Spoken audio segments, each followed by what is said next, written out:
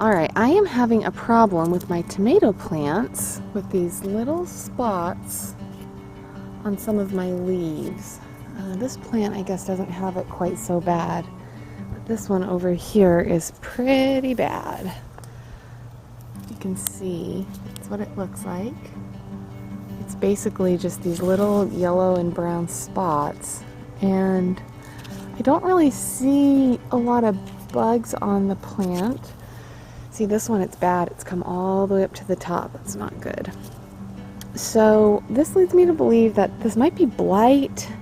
I'm really not sure what kind of a disease it is. So I've read up on it, and most diseases are spread through the spores on the leaves of the plants. And so the best thing you can do is just remove any infected leaves. And then there are some fungicides that you can spray as well, which I don't have here with me, so I'm just going to first remove the infected leaves and see if that solves the problem. So, and then what else you can do is that a lot of times bacteria or fungus can grow from too much moisture. So it is mid-November here in Southeast Texas, sorry, mid-October. It is what is today, the 10th? Still in the mid-80s, 90s. So what I did is I bought a couple bales of hay, which really I probably only needed one, but they were $6.50 at the seed and feed store in Nederland. And then what I'm going to do is use that as mulch, and I really should have done this a while ago, but I just didn't. So I'm going to put it around the tomato plants to help hopefully prevent any water when it rains from coming up and splashing, so to prevent the moisture from getting on the plants, and then it also helps so you don't have to weed as much, so it's kind of a win-win. And then I've also noticed that ever since I trellised these cucumbers, so before I planted everything else in here, the cucumbers were just kind of taking over the garden. And then when I planted my butternut squash, which by the way are coming up awesome, I planted 5 seeds in each mound, and really you can only have 3 or else it'll be overcrowded. So in fact, I'll just do it right now while I have the camera on. What I'm gonna do, cat, get out of here. This is a stray cat that just comes over to our house all the time. We feed her, that's why she comes back. So what I'm gonna do is I'm just gonna pull out the weakest one. Get out of here, cat. Now if I had more space, I would say you could gently pull this out and see how you can still see all the roots there. And then you could transplant that somewhere else, but I don't have the space, so I'm just gonna throw it in the compost pile. Speaking of transplanting, I should show you that.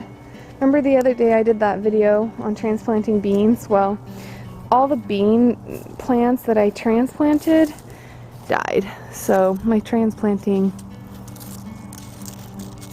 well, I'm not going to say they're dead, but parts of them died, but they're not totally dead. So I'm just going to kind of hold off before I pull it and see if it takes. But see, this one, the same thing happened. So they're probably going to die totally, but we'll see.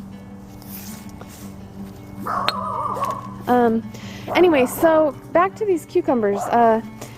Basically, as soon as I trellised them, I noticed that I was starting to get yellow spots on the leaves like this.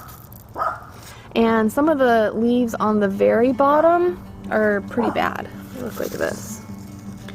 And so I actually called, yeah, and there's no bug issues. Like, I've looked underneath all the leaves and I don't see any mites or any kind of bugs or beetles or anything like that. So I actually just Googled, we live in Hardin County, so I Googled the Hardin County Extension Officer, and most states have this. It's a person that you can call who basically can give you advice on gardening.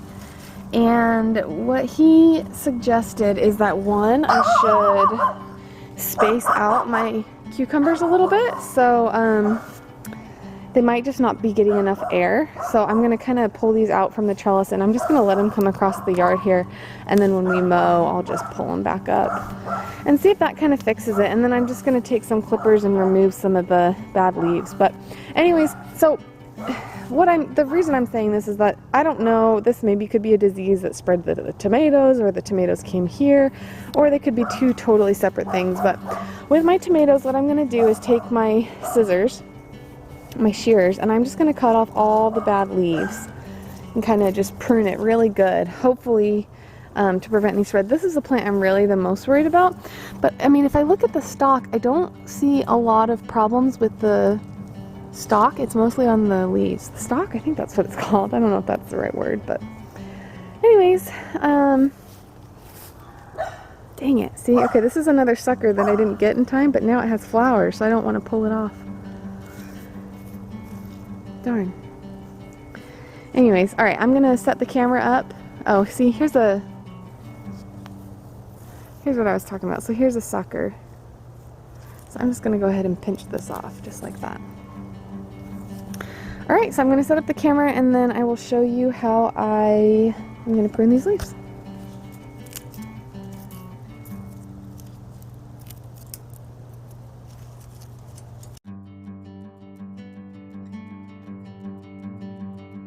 So the rest of this tomato plant looks good. Another thing that I want to mention is that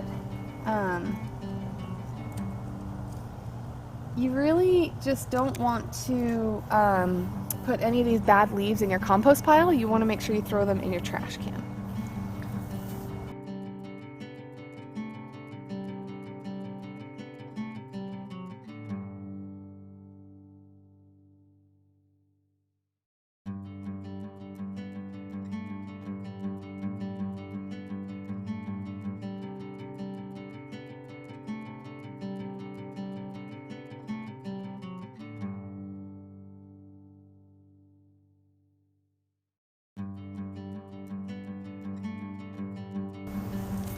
Okay, I'm gonna have to stake that plant better, but that plant, I mean, as you can see, I ended up having to take up almost all of its lower leaves, so it may cause that plant to go into shock. So that's why I'm really just trying to keep, I mean, all these upper leaves are very healthy. So what I'm gonna do, this got really tall, so I'm gonna get one of my stakes out and stake it, and hopefully this plant will survive, because there's quite a few tomatoes on it already. There's about 1, 2, 3, 4, 5, 6, 7, 8, 9, I don't know, 15 tomatoes, 20 tomatoes. You know, there's about 20 tomatoes on that plant. Alright, and then the last one.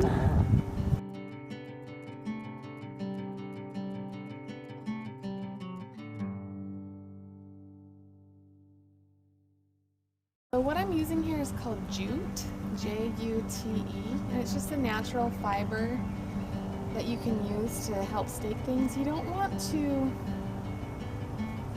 tie it too tight. Darn it, this is just going to slide. But you don't want it loose enough that it's just going to slide. I don't know if that's going to work very well. And these are just 6-foot sticks that I got at Ace Hardware. I actually don't know if I would get these again, just because when it rains, like some of these broke and they got warped, and this one is weak in the middle. I probably should tape it.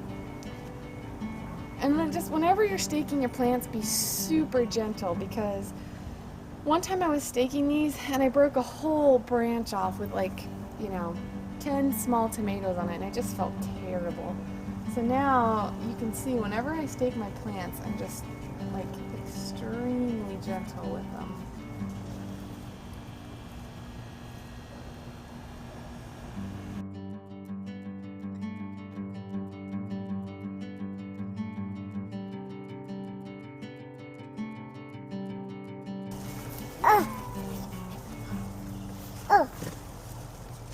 Yeah, all those tomatoes. That's awesome. Man, isn't there more tomatoes? Don't you think? For tomatoes? No. There's not enough.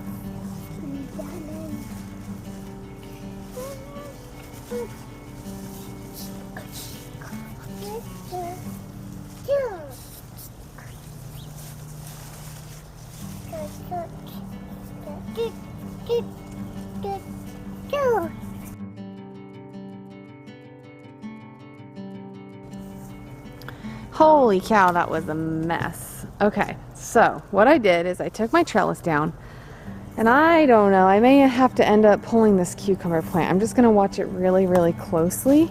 So I'm going to try and show you what I found. I tried to pull most of the bad stuff out, but there were a lot of,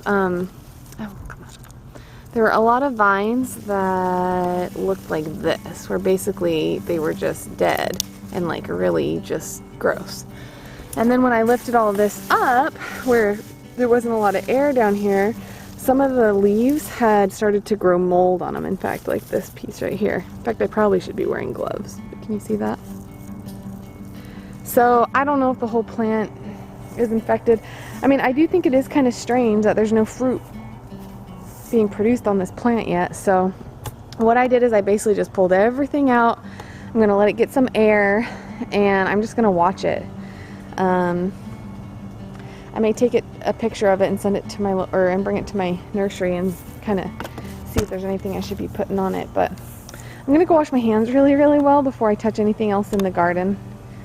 And I'll come back to show you. We have a bunch of peppers that are ready. But also, before I wash my hands, I'm going to pick up all the dead stuff and I'm going to go put it in the trash bin. Alright, so I washed my hands really, really good, and my shears really, really good, because that's important, because I don't want to pass that bacteria onto the next plant that I touch. I laid all the hay down. I wanted to be really careful over here because I do have kohlrabi that's starting to come up. I don't know if you can see that there. But there's a row there, and then there's a row there as well. So I don't want to cover those little seedlings with hay. And then, like I said, my butternut squash is down here, and these look awesome. I did go ahead and plant another thing of spaghetti squash right there because I finally found seeds for spaghetti squash. But I don't know. All these squashes are an experiment because it may be too late for these to even come up. I'm going to show you our peppers. So over here, everything's just looking really good. The transplants are looking really strong and healthy. And then what I wanted to show you, I don't know if you can see, we have all of our red cabbage in the back, our cauliflower, with the exception of this one. I planted that again, and I don't know, I might pull it out. We have tons of peppers that are ready, so I'm just going to harvest a whole bunch of them. Whenever I harvest peppers, I really do try to cut them instead of pull them, because these branches are pretty delicate and it's easy to accidentally break off the whole branch.